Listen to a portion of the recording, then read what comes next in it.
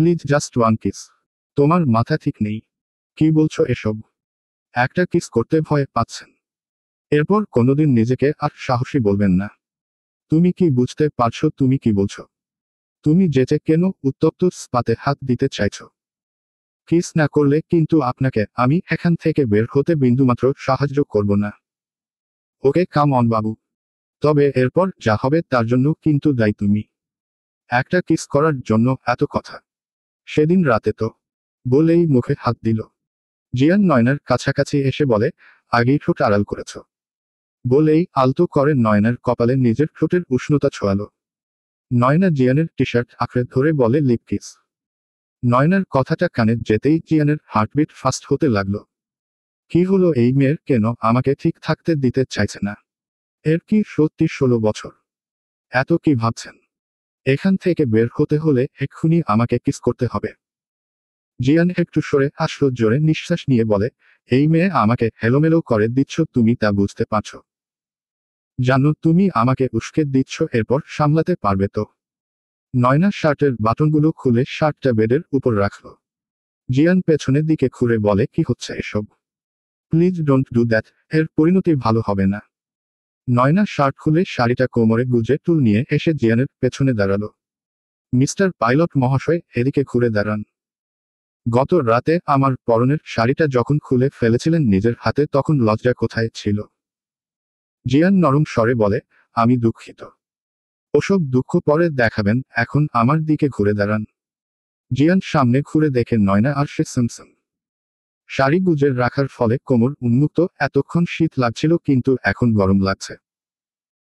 নয়না জিয়ানের মাথা হাতে চেপে ধরে নিজের দাঁত দিয়ে সর্বশক্তি দিয়ে জিয়ানের ঠোঁটে কামড় বসিয়ে দিল। এরপর টুপ করে সরে আসতে চাইলে আটকা পড়ল জিয়ানের হাতে। জিয়ান নয়নার কোমর ধরে রেখেছে। ঠোঁট দিয়ে রক্ত ঝরছে। ছাড়ুন নয়তো চিৎকার করে বাসার মানুষ জড়ো করব। এমনিতেই আটকা আছেন, তারপর খাবেন ধোলাই। জিয়ান কিছু একটা ভেবে নয়নাকে ছেড়ে দিল। নয়না বেডের উপর বসে জিয়ানের দিকে তাকিয়ে বলে, এবার বলুন এই কিস আপনাকে কেমন ফিলিংস এনে দিল? বুঝলাম তুমি ছোট করে প্রতিশোধ নিলে, তাই তো? না শুধুমাত্র আমার কষ্টের বিন্দু পরিমাণ অনুভব করালাম। জিয়ান নয়নার পড়ার টেবিলের চেয়ার টেনে বসল। নয়না জিয়ানের দিকে তাকিয়ে বলে, আপনি দেখতে কিন্তু ঠিকঠাক আছেন। আচ্ছা, আপনার চুলগুলো আসল নাকি নকল? ফার্স্ট এইড বক্স কোথায়? আমি কি ডাক্তার নাকি আমার কাছে ওসব থাকবে? জিয়ান সামনের দিকে ঘুরে বলে, ব্লড বন্ধ করো। নয়তো দ্বিতীয় উপায় আমার জানা আছে। নয়না দ্রুত ড্রয়ার থেকে ফার্স্ট এইড বক্স এনে জিয়ানের সামনে রাখল। নিজে চলে গেল ড্রেস চেঞ্জ করতে। আলতো হাতে নিজেই অ্যান্টিবায়োটিক লাগালো। নয়না এসে ড্রেসিং টেবিলের সামনে দাঁড়িয়ে চুল ঠিক করছে।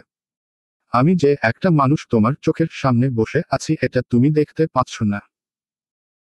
নয়না আয়নার দিকে তাকিয়ে বলে, না আমার রুমে তো আমি নিজেকে ছাড়া কাউকে দেখতে পাচ্ছি না। অবশ্য সরি, আমি তো দেখতে পাচ্ছি দ্য গ্রেট পাইলট জিয়ান রেজা চৌধুরী। সরি রেজা। তা ভাই, এত রাতে আমার রুমে কি করছেন? আমি আপনাকে কিভাবে সাহায্য করতে পারি? ডিয়ার পিচ্চি বাবু, প্লিজ আপনি আমাকে এই রুম থেকে বের হতে সাহায্য করুন। আহা, শখ কত! পিচ্চি বাবু এত কিছু কিভাবে করবে? তুমি দেখতে পারছো না আমার অবস্থা? ঠোঁট ফুলে গেছে, কথা বলতে কষ্ট হচ্ছে। জংলি বিল্লির মতো কেউ কামড় দেয়। আমি দেখাবো আমাকে কোন এক হিংস্র বাঘ কিভাবে কামড়েছিল। তাই বলে ঠোঁটে। চুপ করে শুয়ে পড়ুন বেডে এসে। এখন বাজে রাত 2:40। ঘুমিয়ে পড়ুন, ভোর হোক আপনাকে বের করার ব্যবস্থা করব। আমি এখানেই ঠিক আছি। ওকে ডিয়ার হাসবেন্ড, আপনি ঠিক থাকুন, আমি একটা আরামসে ঘুম দেই। বলেই ব্ল্যাঙ্কেট মুড়ি দিয়ে শুয়ে পড়ল। জিয়ান একইভাবে বসে নয়নার দিকে তাকিয়ে আছে। কমফোর্টারের ভেতর থেকে নয়না বলল, এভাবে তাকিয়ে থাকবেন না, আমার কমফোর্টার লজ্জা পাচ্ছে। ছিহহ, একটা কমফোর্টারকেও ছাড় দিচ্ছেন না? ওষুধি ঘুমটা টেনে বাসর ঘরে নিজের বরের জন্য অপেক্ষা করে বসে আছে নীলাঞ্জনা। চোখ থেকে অনবরত অশ্রু ঝরেই যাচ্ছে। নিঃশব্দ কান্না। লাবিব রুমে ঢুকে দরজা বন্ধ করে নীলাঞ্জনার পাশে বসল। নীলাঞ্জনার হাতটা ধরে হাতে চুমু খেয়ে বলে, অবশেষে আমার অপেক্ষার অবসান ঘটতে চলল। তোমাকে পাওয়ায় যুদ্ধে আমি জিতে গেলাম। নীলাঞ্জনা ঘুমটা তুলে বলে, পাওয়ায় যুদ্ধ মানে? লাবিব নীলাঞ্জনার থুতনিতে হাত রেখে মুখটা উঁচু করে ধরে বলে, এতদিন তো আমাকে বাধা দিয়েছ, আজ থেকে তোমাকে স্পর্শ করতে কোন বাধা নেই। আজ আমার ভালোবাসবার চাদরে তোমাকে পুরোপুরি মুড়িয়ে নেব। শরীর পাওয়া মানেই কি সব পেয়ে যাওয়া লাবিব? তোমার কাছে কোনোটার দাম বেশি, দেহ নাকি মনের? লাবিব নীলাঞ্জনাকে নিজের কাছে এনে কানের কাছে ফিসফিস করে বলে, আজকের রাতে কোন তর্কবিতর্ক নয়, আজ শুধু ভালোবাসা আর ভালোবাসা, বলেই নীলাঞ্জনার অধরে অধর মিলিয়ে দিল। নিয়াজ সাহেব বলেন, তোমার ছেলের জন্য আমি কি সমাজে মুখ দেখাতে পারবো না? আমাদের কিছু না বলে মেয়েটাকে নিয়ে চলে গেল। আবার ওই বাড়িতে যে বলে ফেরত দিতে এসেছি আপনার মেয়েকে। এই বুদ্ধি নিয়ে ও পাইলট হয়েছে। সবকিছু এত সহজ। ছেলে তো আমার একার। ছেলে যার জন্মের হবে তো তার মতোই। ঘাটতারামি তো আমার থেকে পায়নি, তোমার থেকে পেয়েছে। আচ্ছা একটা কথা বলো, ছেলেরা যা ভুল করুক সব দোষ আমার ঘাড়ে কেন চাপিয়ে দাও? আরেক নবাবজাদার তো খবরই নেই, সে ব্যস্ত দেশ ভ্রমণ করতে। বাপের টাকায় ফুর্তি করতে খুব আয়েশ, নিজের ভাইয়ের বিয়েতে ও আসো না। এর চেয়ে দুটো মেয়ে হলে ভালো হতো, বিয়ে দিয়ে চিন্তা মুক্ত থাকতাম। তালুকদার বংশের লোকদের কোনোদিন সাহস হতো আমাদের কথা শোনানোর?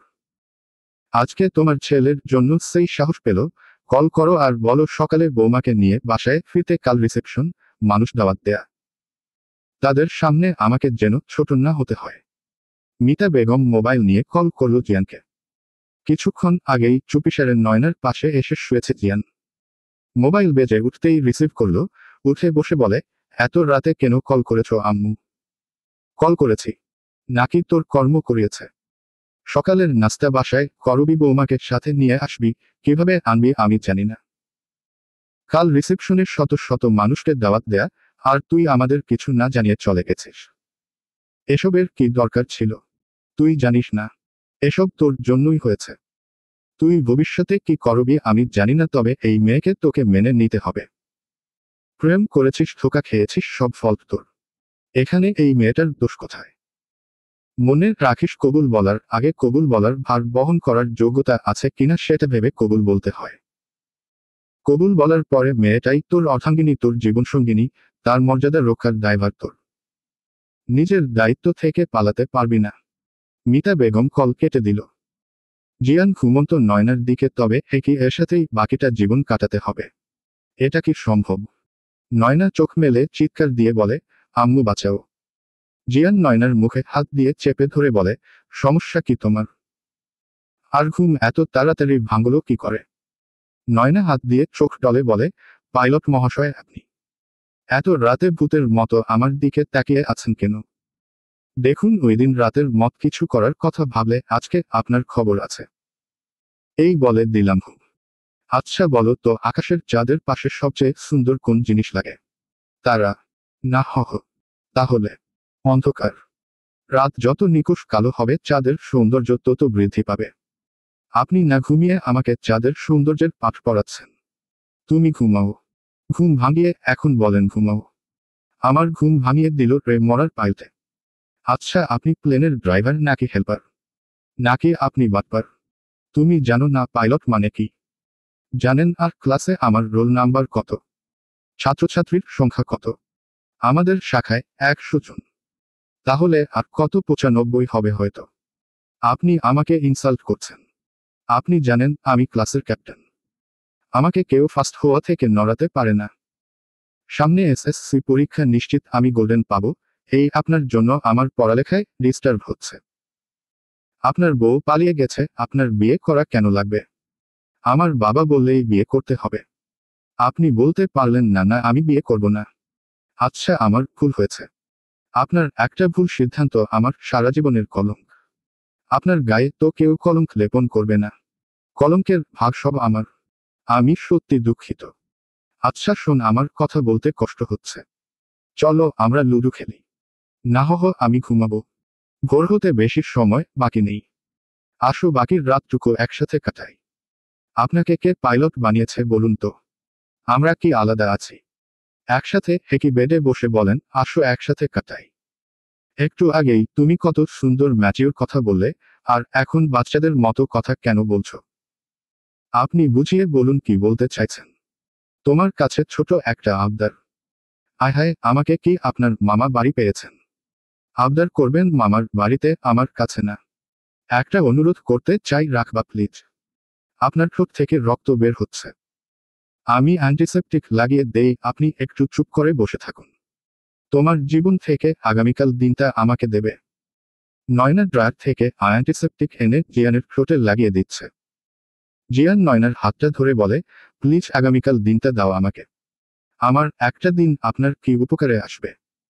তোমার একটা দিন আমার পরিবারের সম্মান রক্ষা করবে।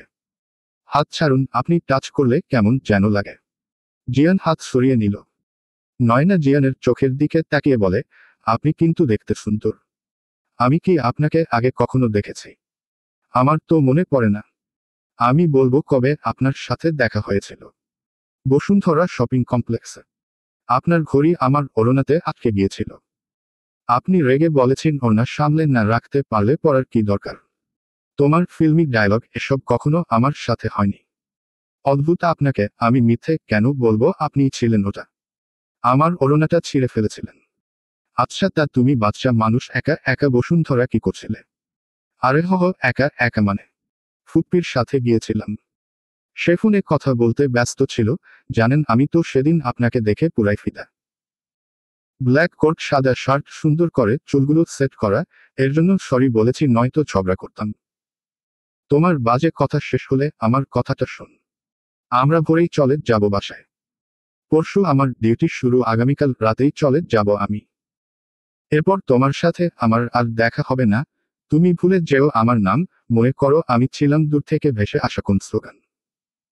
নয়না জিয়ানের কাঁধে মাথা রেখে বলে, আপনি চলে যাওয়ার পরে কি হবে? কিছুই হবে না। তুমি আগের মতো নিজের জীবনটা গুছিয়ে নেবে। আমি তোমার জীবনের এমন এক কালো অধ্যায় যা আমার সারা জীবনের সবটুকু অনুনয়ের বিনিময়ে ও মুছে দিতে পারবো না। ক্ষমা চাইব, সেই যোগ্যতাটুকুও আমার নেই। আমায় ভুলে যেয়ে নতুন করে জীবনটা সাজিয়ে নিও। মনে করো আমি ছিলাম হঠাৎ আসা কোন সুনামি, যে ক্ষয়ক্ষতির দায় না চুকিয়ে হারিয়ে যায় অতল গহ্বরে। জিয়ান কথাগুলো শেষ করে তাকিয়ে দেখে নয়না তার কাঁধে মাথা রেখে ঘুমিয়ে পড়েছে। জিয়ান নয়নার মাথাটা সরালো না। সেভাবেই বসে থেকে ভাবতে লাগলো, আমি জানি আমি তোমার সাথে অন্যায় করছি। তোমাকে কিভাবে মেনে নেব? আমি তোমার দৃষ্টিতে ধর্ষক ছাড়া কিছুই না। কোনোদিনও তুমি আমাকে ক্ষমা করতে পারবে না। আর এসব কিছুর জন্য দায়ী আমি নিজেই। জিয়ানের হঠাৎ ইচ্ছে করছে নয়নার কপাল আলতো করে ছুঁয়ে দিতে। ঔষধি। নীলাঞ্জনা ফ্লোরে বসে হাঁটুতে মুখ গুজে কান্না করছে। লাবিব বেডের উপরে বেঘরে ঘুমাচ্ছে। নীলাঞ্জনা যে রাতটার জন্য এত অপেক্ষায় ছিল, সেই রাত তার কাছে বিষাক্ত মনে হচ্ছে। আচ্ছা, একজন পুরুষের কি মেয়েদের শরীর ছাড়া আর কিছু লাগে না? ভালোবাসা তাহলে কি মিথ্যে আশা? যাকে ভালোবেসে সব ছেড়ে আসলাম, সে শুধু শরীর ভোগ করতে ব্যস্ত ছিল। আমার চোখের পানি, আমার দুঃখ কষ্ট তাকে বিন্দু মাত্র স্পর্শ করতে পারল না। নীলাঞ্জনার হঠাৎ করে জিয়ানের কথা মনে পড়ল। অতীত। আচ্ছা, তুমি আমাকে কখনো কিস কেন করনি? এতটুকু তো করাই যায়, তাই না? জিয়ান নীলাঞ্জনার হাতের উপর হাত রেখে বলে, তোমাকে আমি পরিপূর্ণ পেতে চাই। এই একটু আধটু পাওয়াতে আমার পোষাবে না গো। আজকে কিস করব, কালকে হাগ করব, এরপর ধীরে ধীরে অন্য কিছু। একদিন তোমার মনে হবে আমাকে তুমি ভালোবাসো না, কারণ আমি তোমাকে ভোগ করেছি। আমি তোমাকে পরিপূর্ণ পেতে চাই। পরিপূর্ণ পাওয়া মানে কি গো? তুমি যা ভাবছো তা না।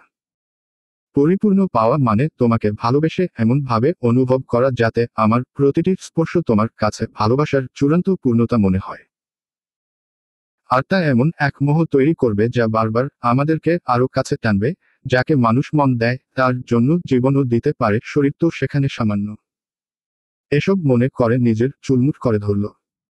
ঠোঁটে লেপ্টে থাকা লিপস্টিক শরীরের দাগ প্রমাণ করছে এই স্পর্শে ভালোবাসা ছিল না, ছিল শুধু চাহিদা পূরণ। উঠে এসে বেডের সাইড থেকে মোবাইল নিল। ভয়ে ভয়ে 3 দিন ধরে বন্ধ হয়ে থাকা মোবাইলটা অন করলো। মেসেঞ্জারে ঢুকতেই বুক কেঁপে উঠল। একটা মানুষকে কতটা বাজে ভাবে ঠকিয়েছে। গায়ে হলুদের পিক দিয়েও বলেছিল তোমার জন্য শেষ অপেক্ষা, এরপর আর কোনো অপেক্ষা নেই। সবার প্রথম জিয়ানের ইনবক্সে উকি দিল। নিক নেইম এখনো মাই হাত দেয়া, কত শত টেক্সট।